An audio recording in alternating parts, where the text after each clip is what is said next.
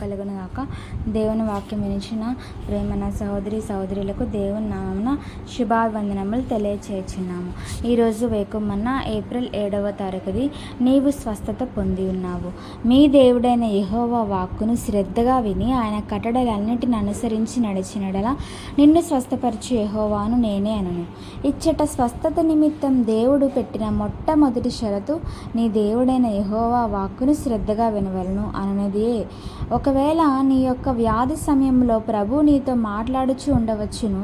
అయితే ఆయన నీతో చెప్పుచున్న దానిని బహుశా నీవు శ్రద్ధగా వినటలేదేమో. ఆయన తన వాక్కును పంపి వారిని బాగు చేసెను. ఆయన వారు పడిన గుంటలో నుండి వారిని విడిపించెను. ఆయన వాక్కులో స్వస్థత కలదు. నీవు మాట మాత్రం సెలవిమ్ము, అప్పుడు నా దాసుడు నిన్ను స్వస్థపరచబడును అని శతాధిపతి చెప్పెను. ఒక శతాధిపతి యొక్క దాసుడు యేసు ప్రభు పలికిన ఒకే ఒక మాట వలన స్వస్థత పొందగలిగినప్పుడు దేవుని బిడ్డలము లేక దైవ సేవకులైన మనము ఆయన యొక్క వాక్కుల ద్వారా ఎంత అధికంగా స్వస్థత పొందగలము. ఆయన మాటల వలన దెయ్యములను వెళ్ళగొట్టి రోగునెలను స్వస్థపరచెను. నా గొర్రెలు నా స్వరం వినును.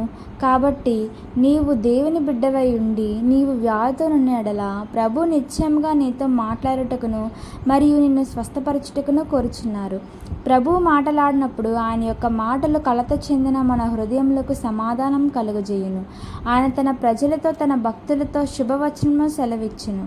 ఇచ్చట చెప్పబడిన సమాధానము షాలోము అనగా సమాధానము, సమృద్ధి, అభ్యుదయము, ఆరోగ్యము మరియు స్వస్థత అని అర్థము.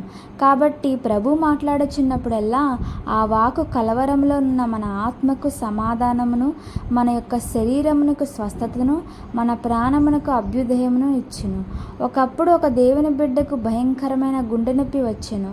ఆ ప్రభు కొరకు వేచి ఉన్నప్పుడు నా శరీరము నా హృదయము క్షీణించిపోయినను దేవుడు నిత్యము నా హృదయమునకు ఆశ్రయదుర్గమై ఉన్నాడు అనే వాక్యం ద్వారా దేవుడు ఆమెతో మాట్లాడెను.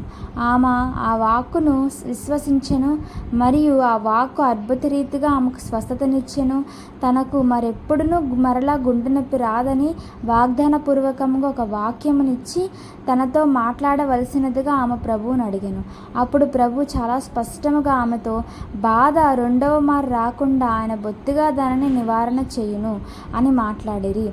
పై అంతస్తులోనున్న తన గదికి మార్చబడవలనని ఆ విషయమై ఆమె ప్రభువును ప్రార్థించెను. అప్పుడు నేను వారిని యెహోవా యందు బలశూరులుగా చేయుదును, ఆయన నామము స్మరించుచు వారు వ్యవహరింతురు ఆమె వాక్యమును ప్రభు ఆమెకు అనుగ్రహించిరి. అదే ప్రకారముగా ఆమె ప్రభు నామమున పైకి క్రిందికి నడుచుటకు బలం పొందెను.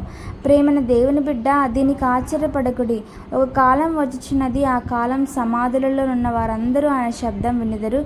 దేవుని యొక్క స్వరం సమాధులలో ఉన్న వారిని లేపి వారిని బయటకు తీసుకుని వచ్చుటకు శక్తిగలదై ఉన్నప్పుడు దేవుని యొక్క ప్రశస్తమైన బిడ్డవగా ఉన్న నీవు ఎంత ఎక్కువగా ఆయన స్వరమును విని నీ యొక్క వ్యాధి నుండి బయటికి రావాలను.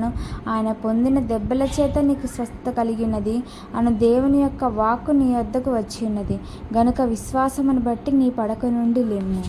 దేవుని యొక్క పరిశుద్ధ నామమునకు స్తోత్రం. Praise the lord.